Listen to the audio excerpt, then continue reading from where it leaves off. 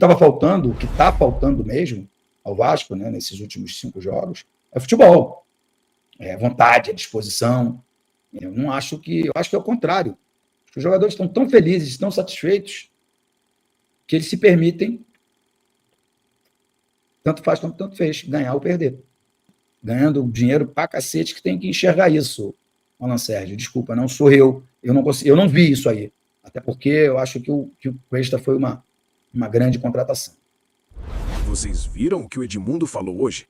O animal pegou o microfone e soltou o vérbola, sem dó. Ele viu os mesmos vídeos que a gente viu da Força Jovem no CT. Assistiu tudo. Parou, refletiu e disse uma frase que tá queimando na minha cabeça até agora.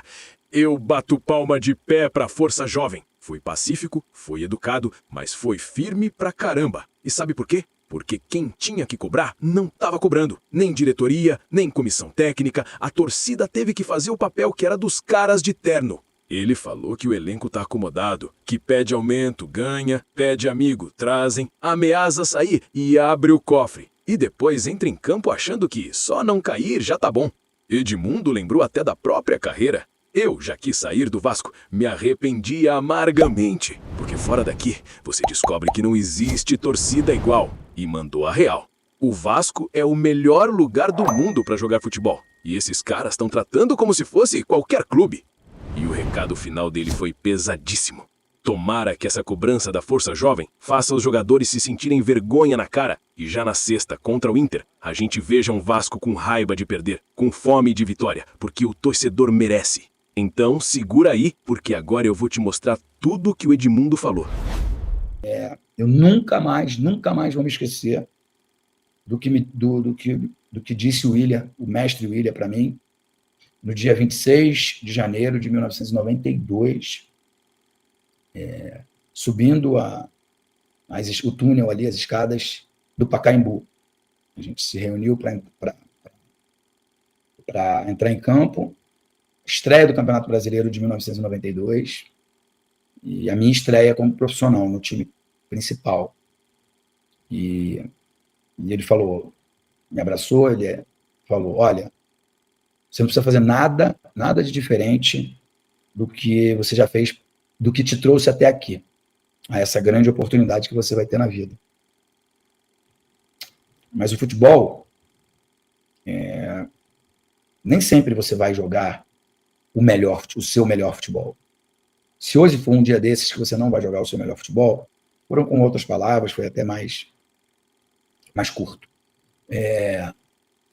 Corre, ajuda na marcação, dá um carrinho, e isso vai te dar confiança para você jogar bem tecnicamente. E eu levei isso a pé da letra quando estávamos ganhando por 2-0. O Luizinho Quintanilha, né, o Luizinho foi expulso, e o técnico Nelsinho, à beira do campo, perguntou se eu conseguiria ajudar um pouco na marcação, uma vez que eu era atacante. E eu ajudei pra caramba, não fui substituído, e, enfim, daí começou a minha brilhante trajetória como jogador de futebol. Não gosto disso, mas um pouco de saudosismo, sim, para provar que futebol é, sim, um misto de inspiração, um misto de transpiração. Eu não estou com isso acusando que os jogadores do atual elenco do Vasco não estão correndo, não estão lutando, muito pelo contrário. Pelo contrário, nem cabe hoje no futebol, fica muito nítido. Quando você não corre, quando você não se dedica, fica muito, muito nítido. E os jogos, todos os jogos são televisionados, seja pela televisão aberta, pela televisão fechada, os canais de YouTube, ou os canais de streaming. Sempre você vai ter um lugar para assistir o seu time jogar. Então, hoje se faz necessário e obrigatório que o jogador se dedique ao máximo, cumpra ali 1, 2, às vezes 3 funções táticas, e que se empenhe, que tenha que estar descansado para isso. Esse não é o problema. O problema é que aquele algo mais, né? né? Se você jogar todo jogo 100%, não vai servir. Você vai perder. Porque o outro time está jogando 110%, 120%. Os times estão sempre se reinventando, seja técnica, tática ou fisicamente. Então, eu acho que, passado aquele outubro maravilhoso, de 10 jogos, o Vasco perdeu apenas um, foi aquele jogo contra o Palmeiras, empatando com o Flamengo, enfim, ganhando aí. Quando eu falo que empatando com o Flamengo, eu não estou exaltando o empate. O Vasco tem ganhado o Flamengo todos os jogos, na minha opinião. Mas hoje, eles conseguiram se organizar melhor, conseguiram contratar jogadores melhores, tem um elenco, um banco, enfim, uma estrutura que empatar os 2 jogos do Campeonato Brasileiro com o Flamengo, eu acho que para o Vasco, sim, uma grande conquista. Essas conquistas, principalmente no campeonato de ponto corrida, elas são gradativas, né? É muito raro o que está fazendo o Mirassol. E é muito pouco o que está fazendo o Vasco. Porque o orçamento do Mirassol é pelo menos 3 vezes menor do que o do Vasco. E não estou com isso tentando diminuir, não. Muito pelo contrário, estou valorizando demais o excelente trabalho feito pela equipe do Mirassol, que na sua primeira participação do Campeonato Brasileiro, está na 4ª colocação, já classificado com 3 rodadas de antecedência para a Libertadores do ano seguinte. Então, agora, os jogadores do Vasco exigem mais e entregam menos. Por isso a crítica. Eu falei isso aqui um pouco na segunda-feira, não quero ser repetitivo, embora o tema me obriga a ser repetitivo. Quando eu joguei na Fiorentina, primeiros 6 meses, na verdade, né? Era o segundo semestre do Campeonato Italiano. A Fiorentina chegou em 7º colocado. E a cidade fez festa, todo mundo comemorando, jogadores vibrando. E eu perguntei, porque tinha saído aqui do futebol brasileiro, nunca tinha tido uma experiência. Já tinha jogado um jogo apenas com a camisa do Parma, mas nunca tinha tido uma experiência na Europa. Eu perguntei, mesmo sem falar fluente ainda o italiano, eu perguntei. E eles me disseram o seguinte: não, o nosso orçamento é o 11º.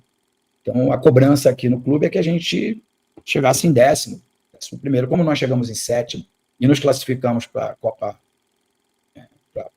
Europa, para a Liga Europa, não sei como é, Copa UEFA, que se chamava na época, a cidade está muito feliz. Com aquela conquista, né, com aquela classificação para a UEFA, vieram novos patrocínios, veio mais dinheiro de televisão, a Fiorentina pôde contratar outros jogadores, e aí no ano seguinte nós fomos vice-campeões italiano, e aí a cobrança já era para chegar em 5º, 6º e conquistar uma vaga na Champions League. E foi exatamente isso que aconteceu. Então, não estou querendo comparar a mentalidade do brasileiro, né, do torcedor brasileiro com o torcedor italiano, embora lá eles sejam tão apaixonados quanto, e eu não quero misturar futebol com política. Eu acho que a diferença é que lá eles têm um pouco mais de educação clubista mesmo, do que a gente aqui, e acho que esse é o diferencial. Só que o próprio presidente, né, disse que o Vasco tem um elenco, tem o oitavo melhor elenco do Brasil. Então, deveria ser exigido que o 8º melhor elenco do Brasil chegasse pelo menos na 8ª colocação. E o Vasco tem a 4ª ou 5ª maior folha salarial do Brasil. Então, 9 fora 12, 5 para 8, o Vasco tinha que estar em 7º, 6º, 7º. Eu acho que essa deveria ser a cobrança. O episódio que aconteceu lá no CT Moacir Barbosa, ele se deu por conta das 5 derrotas que o Vasco teve, e que afastaram essa possibilidade aí de chegar entre os 8 melhores times do Brasil, que, dependendo do que acontecer, né, quem for o campeão da Copa do Brasil, poderá abrir uma vaga a mais para um brasileiro na Libertadores do ano que vem ou na pré-Libertadores do ano que vem. Mas a cobrança ela tinha que acontecer diariamente. Diariamente. Né? O presidente cobrando o diretor, e o diretor cobrando a comissão técnica. Eu adoro o Diniz, sou super a favor da continuação do trabalho do Diniz. Acho que ele melhorou muito mesmo, depois da grande conquista dele dirigindo o Fluminense, depois com a breve passagem dele na seleção brasileira. Eu estou falando em termos de teimosia. Ele precisa melhorar um pouco mais, ou pelo menos, eu vi que ele errou bastante no Vasco aí, tirar volante para pôr atacante, aí o Felipe Coutinho, que já não marca bem lá na posição dele, terminou alguns jogos, principalmente aquele do São Paulo, porque foi muito marcante. O São Paulo estava entregue, o Vasco ia fazer o gol a qualquer momento. Ele foi tirando volante, tirando zagueiro, botando atacante. Quando eu olhei, os volantes do Vasco eram Matheus França e Felipe Coutinho. E aí o São Paulo começou a